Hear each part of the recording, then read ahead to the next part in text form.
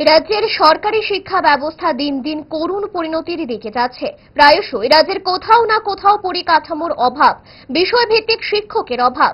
বিদ্যাজ্যোতি প্রকল্পের আওতাধীন স্কুলগুলির নানা সমস্যা নিয়ে ছাত্রছাত্রীরা স্কুল ছেড়ে রাস্তায় এসে ধর্ণা দিতে বাধ্য হচ্ছে। গ্রাম শহর সর্বত্র শিক্ষার বেহাল দশা। 125টি সরকারি বনেদি স্কুলকে বিদ্যাজ্যোতি প্রকল্পের মাধ্যমে সিবিএসই বোর্ডে অন্তর্ভুক্ত করে ছাত্রছাত্রীদের ওপর অতিরিক্ত ফি ধার্য করা হয়েছে। শুক্রবার এআইডিএসও 5 দফা দাবিকে সামনে রেখে রাজধানীর বটতলায় এক বিক্ষোভ কর্মসূচি সংঘটিত করে। পরবর্তী সময়ে 5 দফা দাবি নিয়ে মাধ্যমিক শিক্ষা অধিকর্তার নিকট ডেপুটেশন প্রদান করে।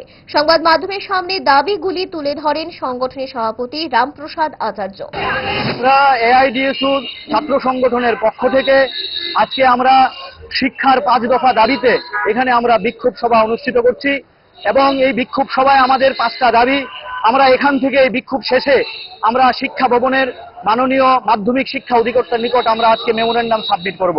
আমাদের দাবি স্পষ্ট, এই যে প্রত্যেকটা স্কুলে শিক্ষক নিয়োগ করতে হবে, পর্যাপ্ত প্রয়োজনীয় সংখ্যক বিষয়ভিত্তিক শিক্ষক নিয়োগ করতে হবে এবং এই যে বিদ্যাজ্যোতি প্রকল্প, এই বিদ্যাজ্যোতি প্রকল্প বাতিল করতে হবে এবং সর্বস্তরে শিক্ষার সর্বস্তরে ফি মুকুব করতে হবে এবং প্রত্যেকটা স্কুলে 6ষ্ঠ শ্রেণী থেকে 8ম শ্রেণী পর্যন্ত এই যে এখনো পর্যন্ত বই পৌঁছায়নি, আমরা দাবি জানাচ্ছি প্রতিটি স্কুলে পাঠ্যপুস্তক সরবরাহ করতে হবে।